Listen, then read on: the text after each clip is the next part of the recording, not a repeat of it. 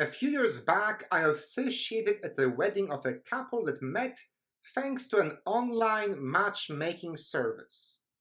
The man was in his mid-30s, decided to settle down, and so he entrusted the almighty algorithm with the job of finding him a perfect wife candidate.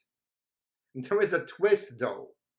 After 2 dates with the woman selected for him, he met her sister, who eventually ended up standing at the altar right there next to him and yours truly. During one of our pre-marriage meetings, he told me how really glad he was that he allowed himself to be distracted by his date's older sister, current wife. Some people live highly organized and focused lives with clearly defined goals and agendas. I'm not saying that I am one of those people, but I have met them before. They possess the uncanny ability to tune out all the distractions around them and stay focused on their final destination. They know what they wanted and they know how they want it. They are on a mission, and there is simply no distracting them. Luckily for us, Jesus is not one of such single-focused persons.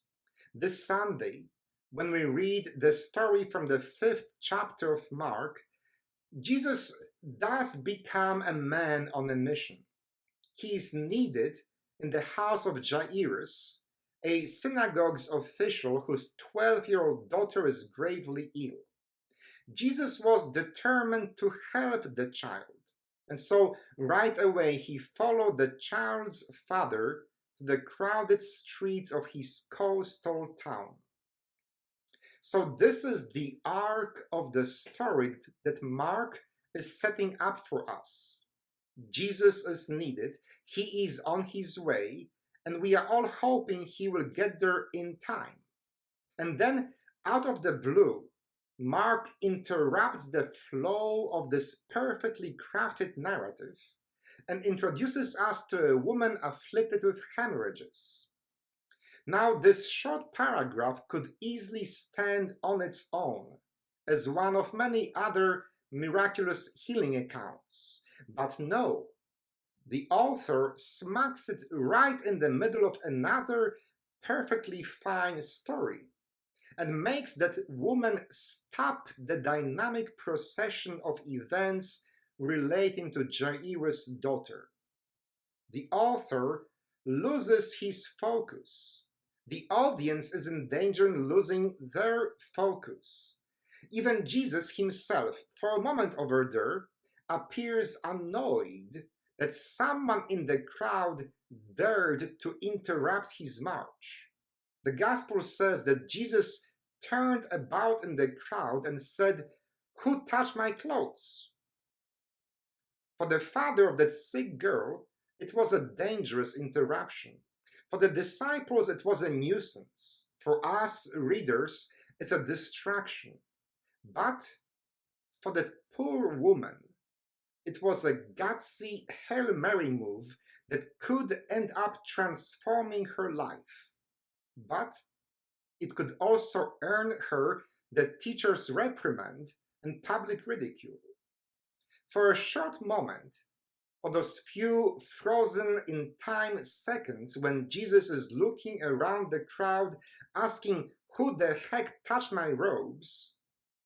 we witnessed a biblical Schrodinger's cat who is simultaneously healed and not healed of her hemorrhage. Mark, the author, introduced an inconvenient interruption to his otherwise flawless narrative, a digression or a footnote that the lectionary actually allows us to skip this Sunday.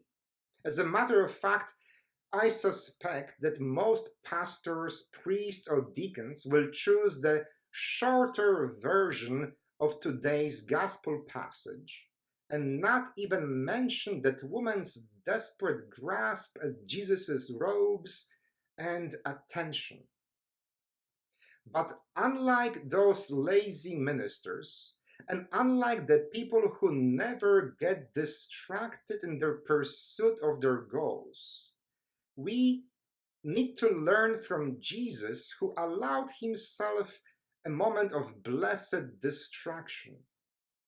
We too must allow ourselves to be interrupted, to be sidetracked, to be touched.